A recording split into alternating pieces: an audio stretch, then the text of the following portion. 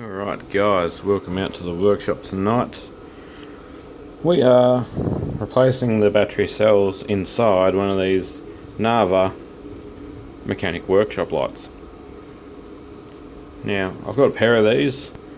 One my mate's been telling me that was going flat for a while, and then another one that has failed as well. So this one is the one that goes flat really quick. It's got, you hold it in, it goes down to a low. As you can see, pulse width modulated LED light. Now, they actually have quite a serious little LED rack in there. This one comes up and tells you it's flat. One of these cells is out of balance and it fried itself. When I picked this up off my mate, he'd left it on the charger for 12 hours. When we picked it up, she was red hot, so it wasn't actually doing its thing. Now, to keep that big LED pack cool inside this crappy little plastic shell tucked in polycarbonate, I actually have this huge big deep alloy heatsink. Oh, don't lose the bolt. Big alloy heatsink that goes down onto the LED chipset, so they're probably a little bit overdriven by the sound of that, which is cool because you get lots of light out of them, but it's kind of wasting a bunch of energy as well. So we're going to put some more serious cells in there. So they're obviously 18650s, that's why they're on the channel.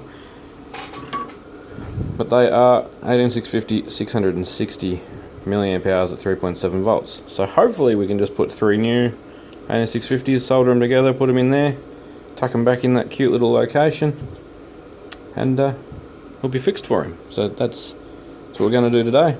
As you can see, there's just 2 terminals on the base of this that are it goes in a charging dock, and yeah, so we'll dig some good 18650s out of the pile and have a look. I'll open this up and I'll come back.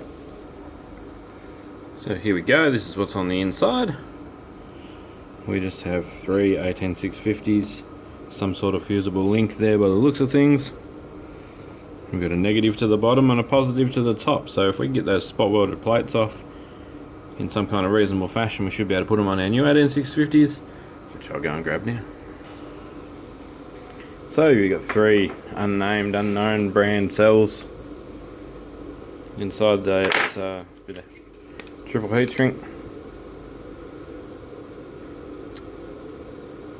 So yeah, they may be that capacity, they may not be that capacity. They're going to be recycled. We're not going to use those for anything now because they have been 0 volted. Okay, what we're going to put back though, LGD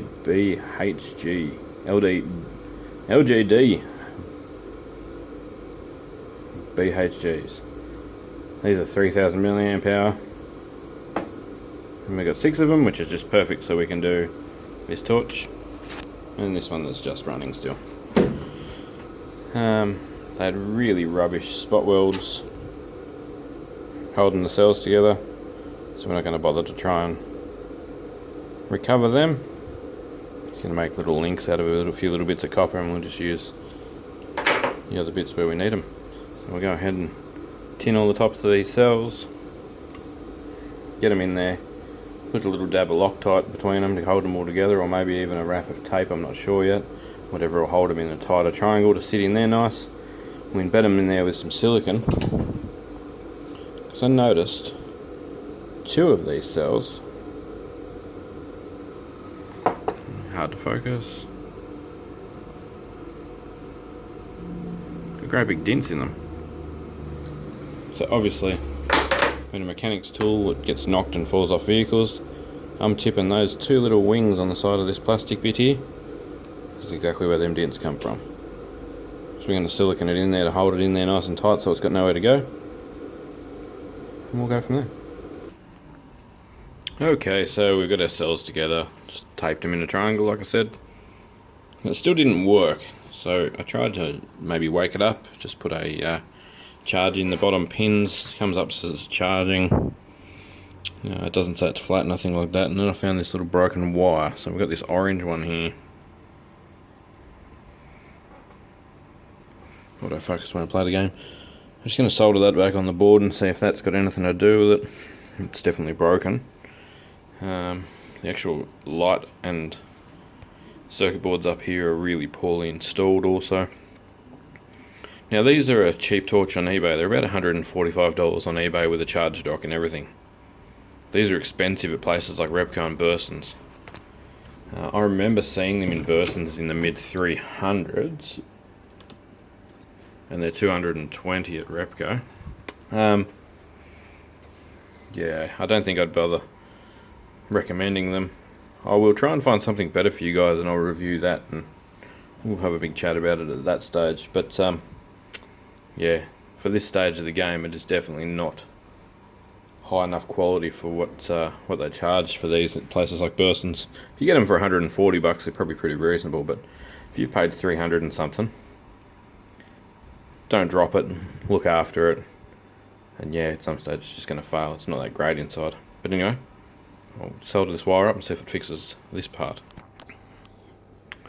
Okay, we got one back together.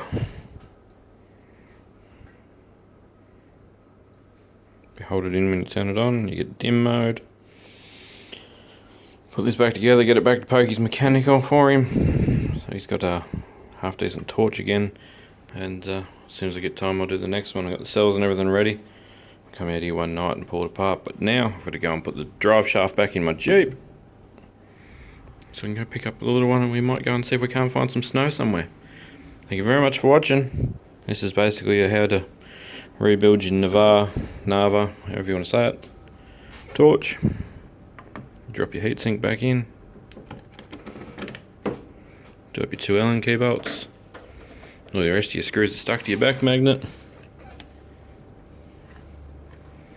Yeah, if you want to watch more of my automotive content, shoot on over to the One Up Sleeve Customs Automotive YouTube channel. I'm posting all the Jeep videos and 4-wheel drive videos and stuff like that there.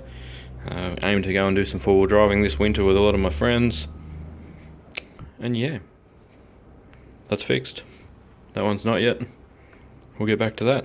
Catch you in the next vid. Cheers.